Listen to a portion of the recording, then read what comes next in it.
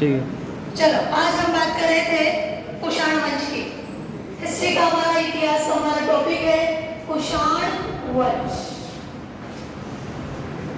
कल मैंने बात की थी कुषाण कहाँ से आए थे, और कुषाण आए थे मंगोलिया से, और मंगोलिया से कहाँ है, चीन, और चीन से कहाँ है, और भारत में इनका संबंध यूची, कौन सी जाति, यूची। अगर इंडिया में होते तो हम कहते ऊंची जाति, पर इनकी जाति का नाम, इनकी जाति का नाम कंप्लीट। क्यों आए, समजातीय संघर्ष हुआ इसलिए आए, भाई भाई लड़ गए होंगे इसलिए निकल गए। कहां से एंट्री मारी इंडिया में, इंडिया में जो एंट्री हुई थी वो हुई थी हिंदुकुश पर्वत से। इस जगह से यहाँ एंट्री मारी थी, हिमालय पर्वत को पार करके नहीं आए, यहाँ से लेकर आए। इनका पहला शासक था कुजुल कर्णवेश। क्या नाम, इसने तांबे के सिक्के चलाए। कौन से सिक्के चलाए, तांबे के। दूसरा कौन है, ये कौन सा धर्म का था, बौद्ध धर्म का। कौन सा, बौद्ध। दूसरा कौन था,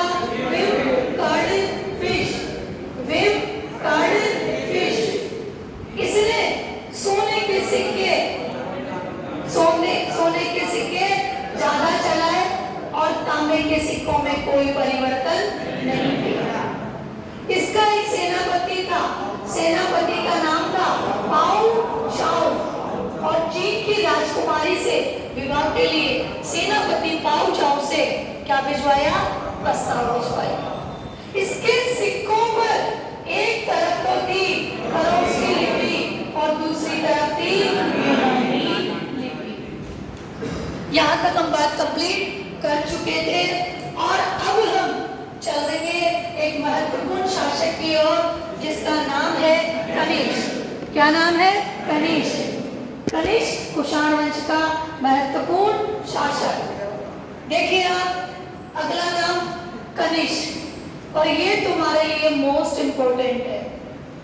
क्यों है मोस्ट इंपोर्टेंट, देखो। कनिष्क कुजुल कर्णवेश बौद्ध धर्मी था, और इसने भी बौद्ध धर्म को अपना लिया। ये कनिष्क, इसका राज्याभिषेक हुआ था। कब हुआ राज्याभिषेक, 78 ईसा पूर्व, 78 ईस्वी में। सीधा चलेगा, कल मैंने आपको विक्रम वर्ष तक संवत का मतलब क्लियर कर दिया था। राज्याभिषेक 78 में हुआ। राज्याभिषेक 78 ईस्वी में ही क्यों हुआ, शको एक जाति होती है, शको को हराया। कब हराया, 78 ईस्वी में। इसीलिए इसने क्या चलाया, सत संवत को चलाया। सत संवत कहाँ से स्टार्ट होता है, चैत्र, आषाढ़, जेठ, वैशाख, सावन, भादो, यहाँ से ये स्टार्ट होता है, और इसका अंतिम महीना फाल्गुन हो रहा है। ये अगर बात करें, भारत सरकार ने 1957 में अपनाया। वैसे ही 21 मार्च से प्रारंभ होता है, और लीप ईयर हो तो ये 22 मार्च से प्रारंभ होता है। यहाँ तक बात कंप्लीट।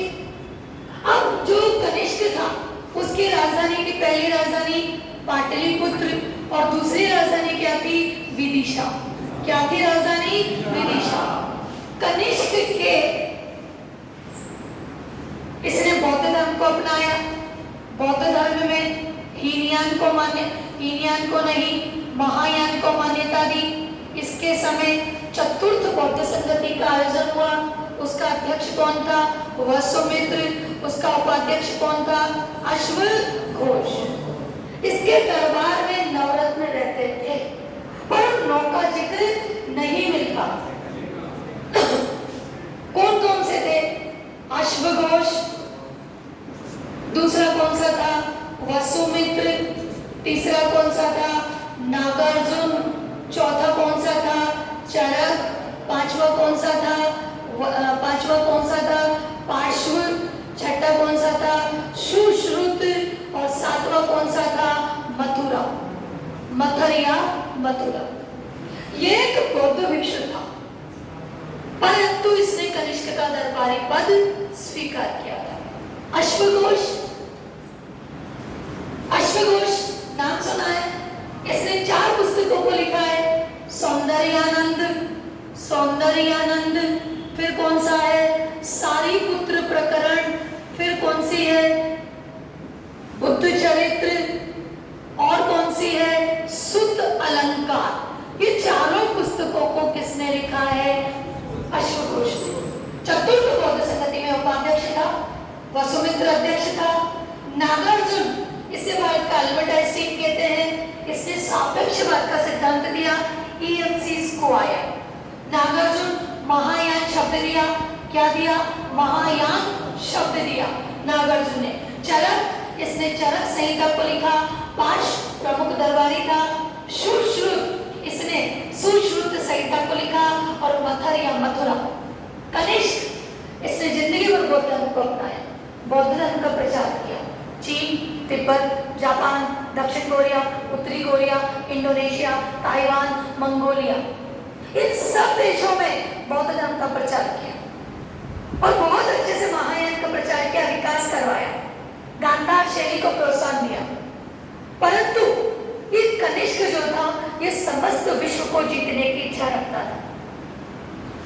इच्छा रखना बुरी बात नहीं, महत्वाकांक्षी शासक था। एक दिन इसने ये सलाह इसको दी थी मथुरा और मथुरा कि समस्त विश्व को जीतो, परंतु ये बात किसी को मत बताओ। और इसने क्या किया? राजा ने ये बात सैनिकों को बता दी, और सैनिकों ने रात में एक दिन गुस्सा आया